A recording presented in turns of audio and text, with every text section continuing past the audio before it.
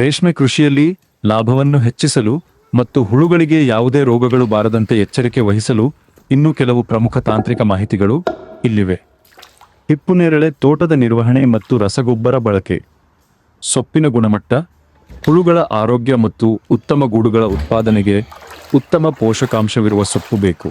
ಅದಕ್ಕಾಗಿ ಮಣ್ಣು ಪರೀಕ್ಷೆ ಮಾಡಿಸಿ ಶಿಫಾರಸು ಮಾಡಿದ ಪ್ರಮಾಣದಲ್ಲಿ ಸಗಣಿ ಗೊಬ್ಬರ ಮತ್ತು ರಾಸಾಯನಿಕ ಗೊಬ್ಬರಗಳನ್ನು NIP ಹಾಕಬೇಕು. ಸಮಯಕ್ಕೆ ಸರಿಯಾದ ಕುತ್ತು ಪ್ರೂನಿಂಗ್. ಬೆಳೆ ಕಟಾವಾದ ನಂತರ ನಿಯಮಿತವಾಗಿ ಕಡ್ಡಿಗಳನ್ನು ಕತ್ತರಿಸುವುದು ಮತ್ತು ತೋಟದಲ್ಲಿ ಕಳೆ ಬೆಳೆಯದಂತೆ ಸ್ವಚ್ಛವಾಗಿಟ್ಟುಕೊಳ್ಳುವುದು ಅತ್ಯಗತ್ಯ. ತೋಟದಲ್ಲಿ ರೋಗ ಅಥವಾ ಕೀಟಬಾಧೆ ಇದ್ದರೆ ಆ ಪರಿಣಾಮ ಹುಳುಗಳ ಮೇಲೂ ಆಗುತ್ತದೆ. ಹುಳುಗಳಿಗೆ ಒದಗಿಸುವ ಆಹಾರದ ಕ್ರಮ. Feeding management. ಊಟದ ಸಮಯ. ಹುಳುಗಳಿಗೆ ದಿನಕ್ಕೆ 3 ರಿಂದ 4 ಬಾರಿ ತಾಜಾ ಸೊಪ್ಪನ್ನು ನೀಡಬೇಕು. ಹವಾಮಾನಕ್ಕೆ ತಕ್ಕಂತೆ ಸೊಪ್ಪಿನ ಪ್ರಮಾಣವನ್ನು ಹೆಚ್ಚಿಸಬೇಕು. ಕತ್ತರಿ ಸೊಪ್ಪು ನೀಡುವುದು.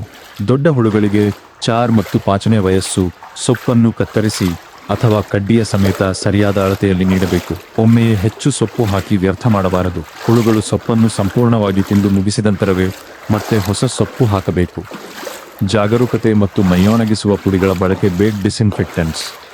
4 ಮತ್ತು 5ನೇ ವಯಸ್ಸಿನ ಹುಳುಗಳಿಗೆ ಚರ್ಮ ಬದಲಾವಣೆ ಮೋಲ್ಟಿಂಗ್ ಬರುವ ಸಮಯದಲ್ಲಿ ಮತ್ತು ನಂತರ ಹುಳುಗಳ ಮೈಮೇಲೆ ತೇವಾಂಶ ಹೆಚ್ಚಿರುತ್ತದೆ. ಈ ಸಮಯದಲ್ಲಿ ವಿಶಾಲ್ ಅಥವಾ ರೇಷ್ಮೆ ಕೀಟ್ ಔಷಧ ಮುಂತಾದ ಒಣಗಿಸುವ ಪುಡಿಗಳನ್ನು ಆಂಟಿಸೆಪ್ಟಿಕ್ ಪೌಡರ್ಸ್ ತಪ್ಪದೆ ಉದುರಿಸಬೇಕು. ಇದು ಹುಳುಗಳ ಮೈಯನ್ನು ಒಣಗಿಸಿ ಬ್ಯಾಕ್ಟೀರಿಯಾ ಮತ್ತು ವೈರಸ್ ಸೋಂಕುಗಳು ಹರಡದಂತೆ ತಡೆಯುತ್ತದೆ. ಗೂಡು ಕಟ್ಟುವ ಹಂತದ ನಿರ್ವಹಣೆ. Mounting and spinning. ಪಕ್ವತೆ ಗುರುತಿಸುವುದು. 5ನೇ ವಯಸ್ಸು ಮುಗಿದ ನಂತರ ಹುಳುಗಳು ಪಾರದರ್ಶಕವಾಗಿ ತಿನ್ನುವುದನ್ನು ನಿಲ್ಲಿಸಿ ತಲೆಯನ್ನು ಎತ್ತಿ ಗೂಡು ಕಟ್ಟಲು ಜಾಗ ಹುಡುಕುತ್ತವೆ. ಈ ಸರಿಯಾದ ಸಮಯದಲ್ಲಿ ರೈಪ್ ಸ್ಟೇಜ್ ಹುಳುಗಳನ್ನು ಚಂದಿಕೆಗಳಿಗೆ ಮೌಂಟೇಜಸ್ ಹಚ್ಚಬೇಕು. ತಡವಾದರೆ ಹುಳುಗಳು ಮಲದಲ್ಲೇ ಗೂಡು ಕಟ್ಟಿಕೊಳ್ತವೆ ಅಥವಾ ನಷ್ಟವಾಗುತ್ತವೆ. ಚಂದಿಕೆಗಳ ಸ್ವಚ್ಛತೆ. ಬಿದಿರಿನ ಅಥವಾ ಪ್ಲಾಸ್ಟಿಕ್ ಚಂದಿಕೆಗಳು ಸಂಪೂರ್ಣವಾಗಿ ಒಣಗಿರಬೇಕು ಮತ್ತು ಸ್ವಚ್ಛವಾಗಿರಬೇಕು.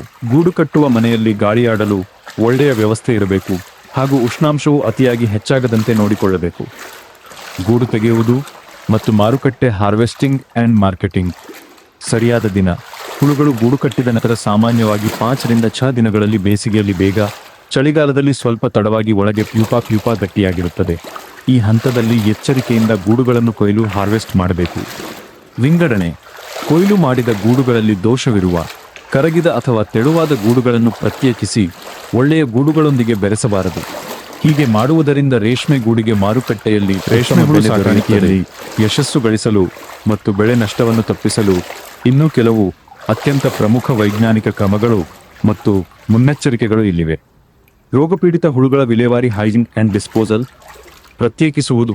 ಸಾಕಾಣಿಕೆ ಸಮಯದಲ್ಲಿ ಯಾವುದಾದರೂ ಹುಳುಗಳು ಸುಸ್ತು ತೋರಿದರೆ, ಮೈಮೇಲೆ ಕಪ್ಪು ಮಚ್ಚೆಗಳು ಮೂಡಿದರೆ ಅಥವಾ ಗಾತ್ರದಲ್ಲಿ ಚಿಕ್ಕದಾಗಿ ಉಳಿದರೆ ತಕ್ಷಣವೇ ಅಂತಹ ಹುಳುಗಳನ್ನು ಆರೋಗ್ಯವಿರುವ ಹುಳುಗಳಿಂದ ಬೇರ್ಪಡಿಸಬೇಕು. ಸುಟ್ಟು ಹಾಕುವುದು ಅಥವಾ ಹೂಳುವುದು. ರೋಗಪೀಡಿತ ಅಥವಾ ಸತ್ತ ಹುಳುಗಳನ್ನು ಎಲ್ಲೆಂದರಲ್ಲಿ ಎಸೆಯಬಾರದು. ಅವುಗಳನ್ನು ಕನಿಷ್ಠ 2 ಅಡಿ ಆಳದಲ್ಲಿ ಮಣ್ಣಲ್ಲಿ ಹೂಳಬೇಕು ಅಥವಾ ಬೆಂಕಿ ಹಚ್ಚಿ ಸುಟ್ಟು ಹಾಕಬೇಕು. ಇಲ್ಲದಿದ್ದರೆ ರೋಗಾಣುಗಳು ಗಾಳಿಯ ಮೂಲಕ ಇಡೀ ಮನೆಗೆ ಹರಡುತ್ತವೆ. ಹುಳುವಿನ ಮನೆಗೆ ಸುಣ್ಣ ಬಳಿಯುವುದು. Lime wash.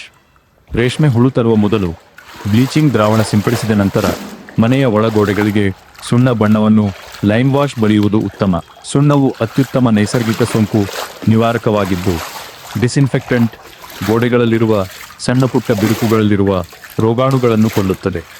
ಉಷ್ಣಾಂಶ ಮತ್ತು ತೇವಾಂಶ ನಿರ್ವಹಣೆ. Temperature and humidity. ಚಾಕಿ ಹುಳುಗಳಿಗೆ ಯಂಗೇಜ್ ಸಿಲ್ಕ್ವರ್ಮ್ಸ್.